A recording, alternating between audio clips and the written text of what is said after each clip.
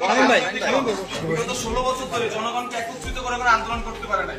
আমরা যখন অরাজনৈতিক ভাবে সাধারণ ছাত্ররা ওই সময়গুলোতে ছাত্র আন্দোলনের ব্যানারে আন্দোলন শুরু করছি, তখন সকল জনগণ আমাদের সাথে আসছে। তখন আমরা আপনাদের আওয়ামী লীগের স্বৈরাচারের পাচার রূপ দেখেছি। একটা সেম টাইমে এখানে আবু সাইদের নাম নেওয়া নেবে, এখানে মুক্তবের নাম না নেওয়া হয়, এখানে অন্যান্য শহীদদের নাম না নেওয়া হয়, এখানে কিভাবে আপনারা মিটিং শুরু করতে পারেন?